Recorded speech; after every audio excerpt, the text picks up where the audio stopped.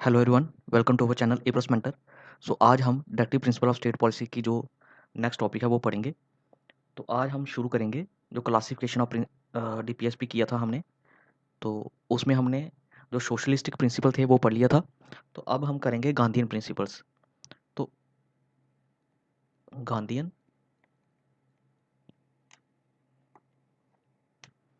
Principles, तो जो socialistic principle थे उसमें कौन कौन से आर्टिकल आते थे? Article number 38, 39, 39A, 40, 41, 42, 43, 43A and 47। ये सारे आर्टिकल थे जो कि सोशलिस्टिक प्रिंसिपल के साथ रिलेटेड करते थे। तो अब हम पढ़ेंगे गांधीयन प्रिंसिपल। तो इसमें आते हैं आर्टिकल नंबर 40, 43, 43B, 46, 47 और 48। सबसे पहले जो आर्टिकल आता है आर्टिकल नंबर 40, तो ये बोलता है आपका विलेज पंचायत के रिलेटेड। किसके रिलेटेड है ये? विलेज पंचायत। तो ये आपको सीधा सीधा याद रखना है क्योंकि क्वेश्चन सीधा बनता है कि जो आर्टिकल नंबर 40 है वो किसके रिलेटेड है। तो आपको पता होना चाहिए विलेज पंचायत के रिलेटेड कौन सा आर्टिकल है। Article number 40, self government. तो नेक्स्ट हमारा आर्टिकल आता है आर्टिकल नंबर 43। तो आर्टिकल 43 जो है वो आपका डील करता है टू प्रमोट कॉटेज इंडस्ट्री। तो कॉटेज इंडस्ट्री को प्रमोट करने के लिए बोला जा रहा है इस आर्टिकल में, to promote cottage industries on an individual और cooperation basis in rural area, cooperation basis in rural area. तो रूरल एरियाज में क्या किया जाएगा? प्रमोट की जाएगी कॉटेज इंडस्ट्री को। तो नेक्स्ट हमारा आर्टिकल आता है article number 43B। Article 43 clause B. तो ये आपका कोऑपरेटिव सोसाइटी के रिलेटेड डील करता है। To promote voluntary formation, autonomous functioning,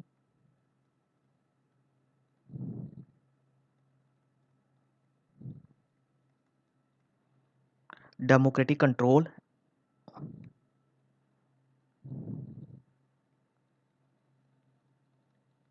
and professional management of cooperative society and professional management of cooperative societies. तो इसको ऐड किया गया था कोऑपरेटिव जो 43 क्लॉज बी है, इसको ऐड किया था 97th कॉन्स्टिट्यूशनल अमेंडमेंट एक्ट 2011। तो इसके थ्रू इस आर्टिकल को ऐड किया गया था। नेक्स्ट हमारा आता है आर्टिकल नंबर 46। तो आर्टिकल 46 क्या बोल रहा है? आर्टिकल 46 बोलता है to promote the educational and economic interest of SC, ST and other weaker section of the society and protect them from social injustice and exploitation. तो यहाँ पे जो शेड्यूल कास्ट, शेड्यूल ट्राइब और अदर वीकर सेक्शन है उनके educational और economic interest को promote करने के लिए बोला जा रहा है और उनको सोशल इनजस्टिस और एक्सप्लॉयटेशन से बचाने के लिए इस आर्टिकल में बात कही गई है। टू प्रमोट द, ये सीधे सीधे आपको याद रखने हैं, to promote the educational and economic interest of, economic interest of SC, ST and other weaker section,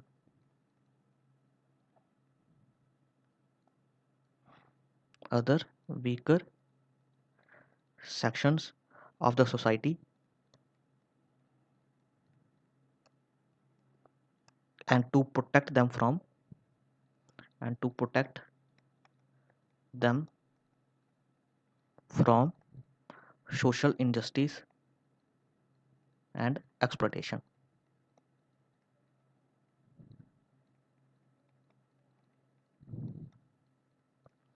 next हमारा आर्टिकल आता है article number 47।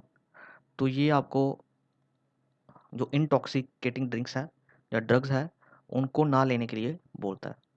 It prohibit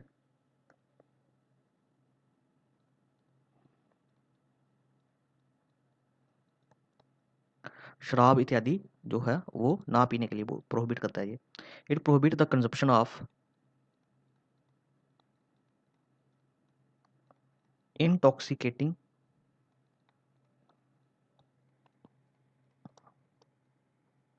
drinks and drugs which are injurious to health.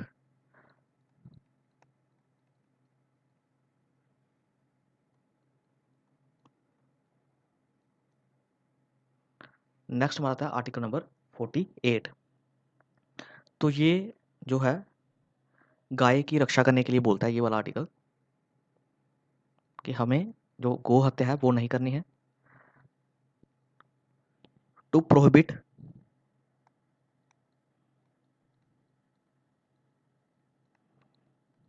The slaughter of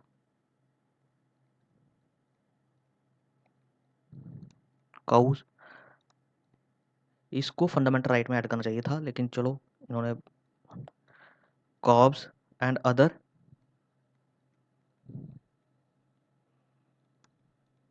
milk and draught cattle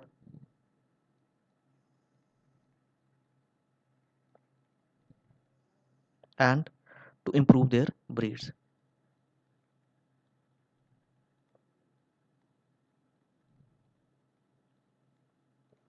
तो ये simple से Gandhian principal के base पे ये कुछ डायरेक्टिव प्रिंसिपल थे।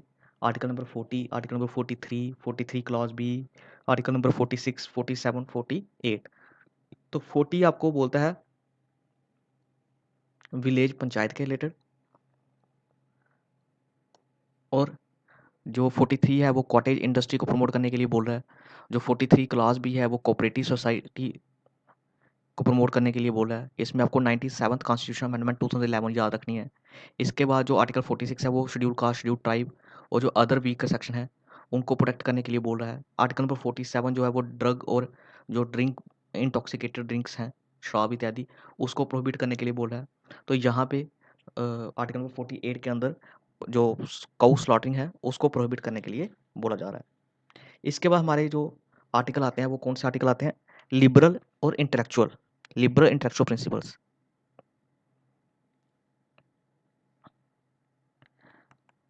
Liberal intellectual principles. तो इसमें जो सबसे पहले आता है वो आता है आर्टिकल नंबर 44 जो बात कर रहा है यूनिफॉर्म सिविल कोड की। यूनिफॉर्म सिविल कोड, तो इसको आपको याद रखना है। आर्टिकल नंबर 44 जो है वो किसके साथ डील करता है? यूनिफॉर्म सिविल कोड के रिलेटेड। तो नेक्स्ट में आता है आर्टिकल नंबर 45। तो इसमें जो लिबरल इंटेलेक्चुअल आर्टिकल आते हैं आर्टिकल नंबर 44 आता है, 45, 48, 48A, 49, 50 एंड 51। तो ये सारे आते हैं आपके लिबरल प्रिंसिपल्स में। तो आर्टिकल नंबर 45 क्या बोल रहा है? Early childhood care and education for all children until they complete the age of 6 year. तो ये ऐड किया गया था 86 कॉन्स्टिट्यूशन अमेंडमेंट 2002 के under. Early childhood care and education for all children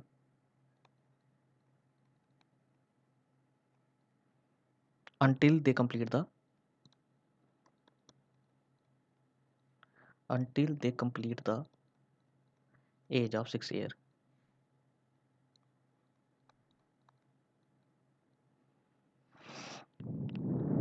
तो ये ऐड किया गया था 86 कॉन्स्टिट्यूशन अमेंडमेंट एक्ट 2002।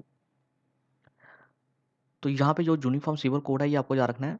जो अलग अलग डिफरेंट लॉज हैं जो गवर्न करते हैं अलग अलग रिलीजन के रिलेटेड जो लॉज हैं, जैसे हिंदू लॉ, मुस्लिम लॉ, तो उसमें जो अब ये उनको जो गवर्न किया जाएगा, एक यूनिफॉर्म सिविल कोड बनाया जाएगा जो सभी जो रिलीजन के रिलेटेड जो लॉज हैं, हिंदूज लॉ, मुस्लिम लॉ, वो सारे इस यूनिफॉर्म सिविल कोड के थ्रू जो है वो रेगुलेट किए जाएंगे। नेक्स्ट हमारा आता है आर्टिकल नंबर 48। तो आर्टिकल नंबर 48 क्या बोल रहा है? आर्टिकल 48 बोल रहा है to organise agriculture and animal husbandry on modern and scientific lines. तो जो एग्रीकल्चर और एनिमल हस्बेंड्री है उसको ऑर्गेनाइज किया जाएगा किस मॉडर्न और साइंटिफिक लाइन के बेसिस पे, मतलब उसको मॉडर्नाइज किया जाएगा उसको। To organise agriculture and animal husbandry on modern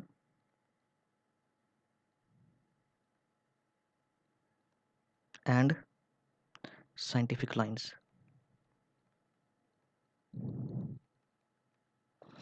तो यहाँ पे आपने अगर आर्टिकल याद रखने हैं तो ये 4 और 4 यूनिफॉर्मली आ रहे हैं, मतलब दोनों एक साथ आ रहे हैं यूनिफॉर्म तरीके से, तो हम उसको बोल सकते हैं ये कौन सा होगा, यूनिफॉर्म सिविल कोड। तो यहाँ पे आप 45, यहाँ पे एंड में क्या है 5, तो 5 के बाद क्या आता है, जस्ट 6 आता है। तो जो 6 साल तक के बच्चे हैं उनकी चाइल्डहुड केयर और एजुकेशन के लिए बोला जा रहा है। तो ये कुछ ट्रिक्स थी। तो नेक्स्ट में आता है article number 48A।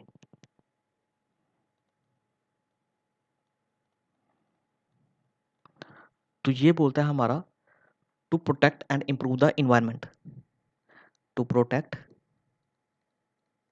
And improve the environment and to safeguard forest and wildlife।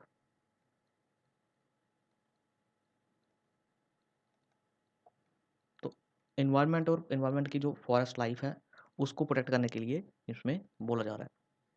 Next में आता है आर्टिकल नंबर 49। तो ये आपका बोलता है to protect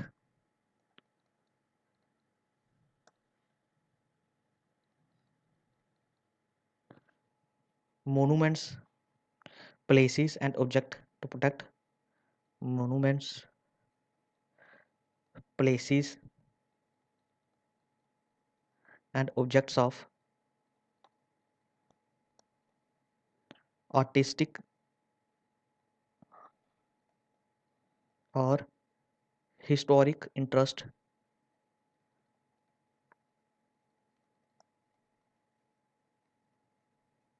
which are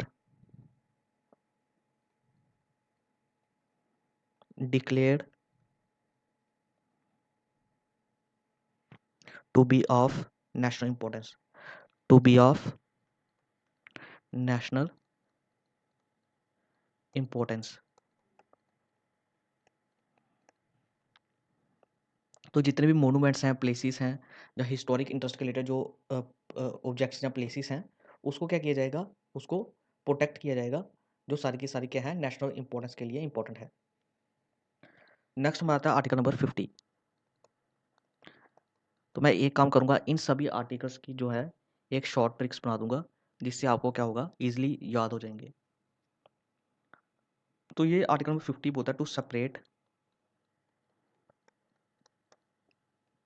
the judiciary from the executive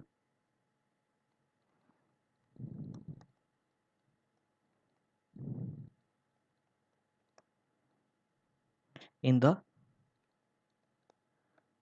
public service of the state. तो यहाँ पे जुडिशरी और एग्जीक्यूटिव जो हैं उनकी सेपरेशन की बात की जा रही है, public services of the state. अब ये क्यों किया जा रहा है? अगर जो जुडिशरी का बंदा है वही अगर एग्जीक्यूट करेगा, तो जहाँ पे अगर सोच लो कोई एग्जीक्यूटिव है, उसने कोई क्राइम किया, तो अगर वो जो एग्जीक्यूटिव है वो ही अगर जज बन जाएगा, तो जो जस्टिस है वो कैसे डिलीवर होगा? तो उसी चीज़ को प्रिवेंट करने के लिए यहाँ पे सेपरेट किया जा रहा है जुडिशरी और एग्जीक्यूटिव को।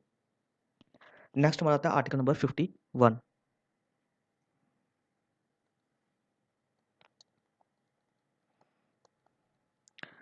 तो ये इंटरनेशनल पीस और सिक्योरिटी को प्रमोट करने के लिए बोल रहा है।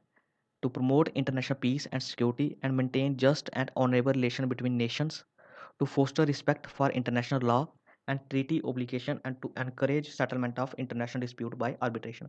तो यहाँ पे बात की जा रही है इंटरनेशनल पीस एंड सिक्योरिटी की। यहाँ पे बात की जा रही है कि जो इंटरनेशनल डिस्प्यूट्स होंगे उनको आर्बिट्रेशन की वजह की मदद से जो है वो सॉल्व करने की कोशिश की जाएगी। जो इंटरनेशनल लॉ और ट्रीटी हैं उनको जो है अच्छे तरीके से फॉलो किया जाएगा। तो यहाँ पे अ, अगर आप ओवरऑल देखोगे, यहाँ पे इंटरनेशनल पीस और सिक्योरिटी की बात की जा रही है। To promote international peace and security, international peace and security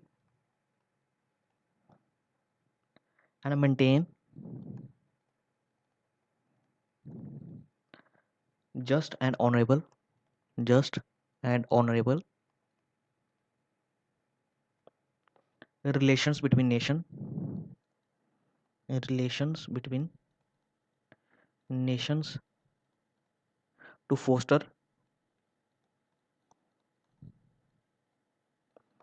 respect for international law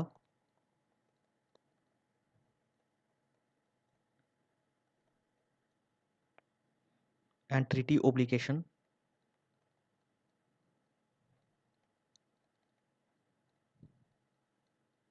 and to encourage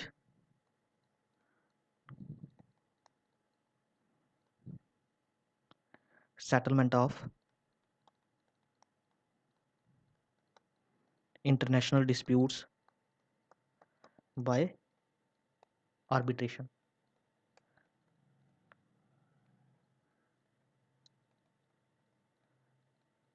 तो ये थे हमारे जो लिबरल प्रिंसिपल्स थे।